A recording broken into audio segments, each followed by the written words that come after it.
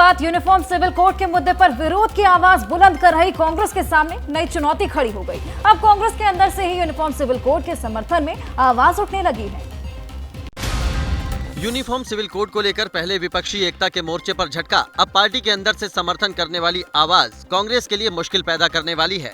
हिमाचल प्रदेश की कांग्रेस सरकार के मंत्री विक्रमादित्य सिंह ने समान नागरिक संहिता का समर्थन करने की बात कही है। जहाँ तक यूनिफॉर्म सिविल कोड की बात है, हमने इसमें ये कहा है यूनिफॉर्म यूनिटी देश के अंदर होनी चाहिए, उसमें कोई दो राय नहीं है।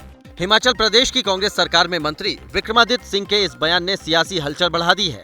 अगर विक्रमादित्य जी ने अगर इस तरह से सोचा है तो उन्होंने कांग्रेस के हित से ज्यादा मुझे लगता है कि समाज का हित, देश का हित जाना है।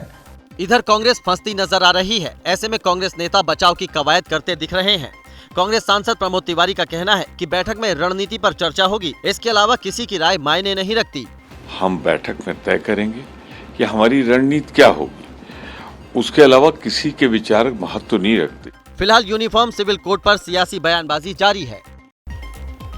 और उधर शिक्षक भर्ती को लेकर के बिहार सरकार का कदम उल्टा पड़ता नजर आ रहा है। देखिए 27 जून को हुई कैबिनेट की बैठक में शिक्षक भर्ती नियमों के संशोधन को मंजूरी मिलने के बाद अभ्यर्थियों ने पटना की सड़कों पर प्रदर्शन करना शुरू कर दिया है।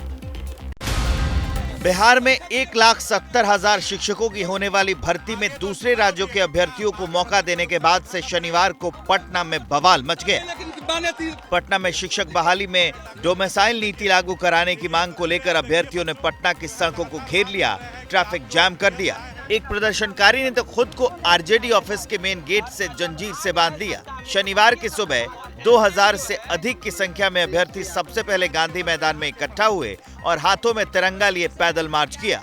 पुलिस ने भीड़ को तितर बितर करने के लिए बल प्रयोग किया और हंगामा कर रहे कुछ अभ्यर्थियों को हिरासत में ले लिया। किसी भी परिस्थिति में विधि व्यवस्था बिगड़ने नहीं दी जाएगी।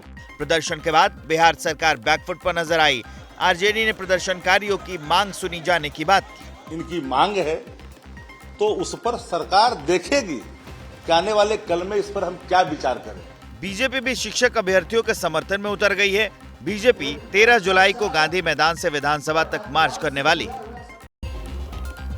अब आगे बढ़ते हैं। वैसे तो राहुल गांधी के मणिपुर दौरे से पहले ही कांग्रेस और बीजेपी में ठन गई थी। अब मणिपुर सरकार में मंत्री एल सुसिंद्रो मैते के एक बयान ने तपिश बढ़ा दी है।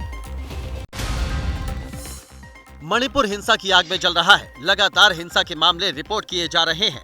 पिछले 50 दिन से भी ज्यादा वक्त से सुरक्षा बल हिंसा की घटनाओं पर काबू करने की कोशिश कर रहे हैं, लेकिन अब तक कोई खास सफलता नहीं मिली है, जिसे लेकर सियासी वार पलटवार जारी है। इस बीच 29 और 30 जून को राहुल गांधी के मणिपुर दौरे को हिंसा से जोड़ने वाले एक बयान ने सियासी तपिश बढ़ा दी है। दरअसल मणिपुर सरकार में मंत्री एल सुसिंद्रो ने दावा किया है कि राहुल गांधी के दौरे के बाद हिंसा के मामलों में बढ़ोतरी हुई है। राहुल गांधी आने के बाद में पूरा स्टेट को तोड़ने के लिए कोशिश कर रहा है, देश को ऐसा करने के लिए कोशिश करे, तो ये इसका मतलब क्या है, तो हम लोग को छोड़ देता है। एल सुसिंद्रो ने यह भी दावा किया है कि हिंसा से आहत होकर मणिपुर के मुख्यमंत्री एन बीरेन सिंह ने पद से इस्तीफा देने का मन बना लिया था, लेकिन स्थानीय लोगों ने उन्हें रोक लिया। वहीं मुख्यमंत्री एन बीरेन सिंह ने हिंसा के पीछे विदेशी साजिश की ओर इशारा किया है। फिलहाल मणिपुर में हालात सामान्य नहीं हैं।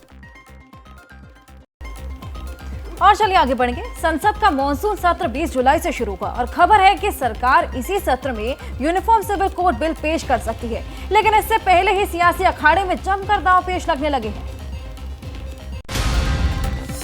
संसदीय कार्य मंत्री प्रहलाद जोशी के इस ट्वीट के साथ ही मॉनसून सत्र की तारीखों का ऐलान कर दिया गया। संसद का ये सत्र 20 जुलाई से शुरू होगा और 11 अगस्त तक चलेगा। प्रधानमंत्री नरेंद्र मोदी की यूनिफॉर्म सिविल कोड बिल की पुरजोर वकालत करने के बाद बहुत संभव है कि सरकार ये बिल संसद में ले आने वाली है। यूसीसी कानून संबंधी बिल संसदीय समिति को भी भेजा जा सकता है। संसद का ये सत्र नए संसद भवन में होगा, जिसका विरोध विपक्ष पहले से ही करता रहा है। ऐसे में 20 जुलाई से शुरू होने जा रहे मानसून सत्र के लिए सरकार के साथ साथ विपक्ष ने भी कमर कस ली है। मानसून सत्र में कांग्रेस अडानी मुद्दे पर जेपीसी की अपनी मांग को फिर दोहराएगी, तो सरकार को महंगाई के मुद्दे पर घेरा जाना तय है। ये बैठक की क्योंकि कई ऐसे मुद्दे हैं, जनता के मुद्दे हैं जो देश के सामने हैं, उस पर हमारी रणनीति क्या होनी चाहिए। सरकार मानसून सत्र में कई और बिल पारित करवा सकती है। इस बार राष्ट्रीय वित्तीय सूचना रजिस्ट्री, डिजिटल व्यक्तिगत डेटा संरक्षण विधेयक, दिवाला और दिवालियापन संहिता संशोधन बिल पेश हो सकते हैं। जैसे ही घड़ी का काटा दोपहर 2:30 पे आए, बबीता जी का दिल सास बहू साजिश के लिए मचल जाए। और ये है इनकी बहू, पूरे दिन ऑफिस की टेंशन हो जाए गॉन जब ये करें अपना फेवरेट शो फ्री टाइम पे ऑन। इनकी तरह आप भी देखिए अपना फेवरेट शो अपने टाइम पर और डाउनलोड कीजिए एबीपी लाइव ऐप अपने स्मार्ट टीवी पर।